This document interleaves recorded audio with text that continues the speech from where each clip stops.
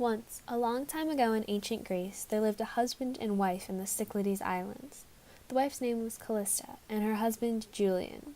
Julian loved and adored Callista so much that he would do anything for her. Every morning before the sun crept from the horizon, he would walk into Naxos to bring back fresh wheat and figs for her, asking for nothing in return. Sadly, the love he held for Callista was not shared, for she had taken on a lover and was planning to run away with him, leaving Julian behind, heartbroken and wishing for the family he could have had with her. Hello, my love. We can finally be together. I know, but I'm worried that Julian will come after me. We must do something. Yes, I have a plan. I must get rid of him permanently. You plan to kill him? Well, it's the only way. All right, at least take my knife. I'll see you back here tomorrow when it is done. Yes, tomorrow. Leave your things. Good luck. Thank you. After the sun had risen completely in the vibrant blue sky, Callista approached the house in which she once lived and stopped to the faint sound of a crying man.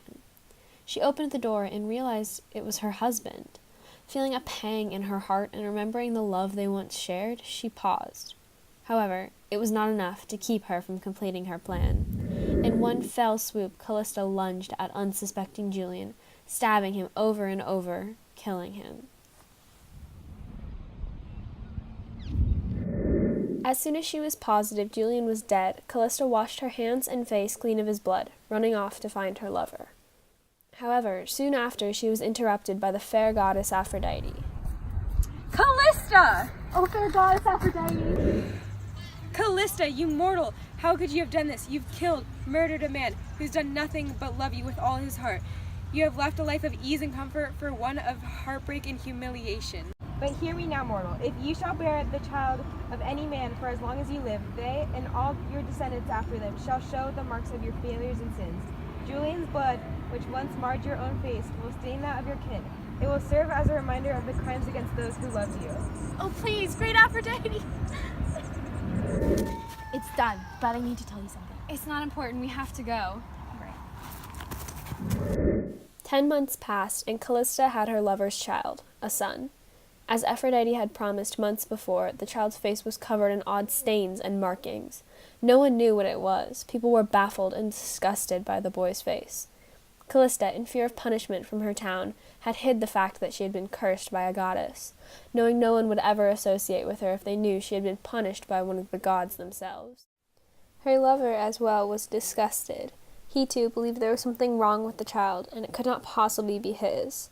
Callista confessed to him about the curse left on her by the goddess Aphrodite. His terror of what the goddess had done quickly outweighed his love for Callista. He soon left her and the newborn child.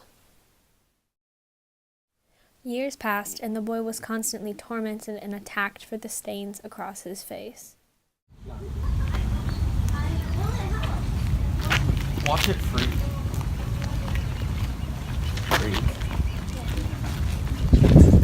What's that on your face? Soon after Callista's son grew into a man, he left her alone, off to find something new in life, away from the cruel town in which he grew up. Callista was heartbroken and alone. Soon after, believing she had nothing left, she stabbed herself in the heart, finally joining her husband in Hades. As many centuries and generations passed, the marks became known as freckles, the word stemming from the fact that the people who bore them were often known as freaks in their communities.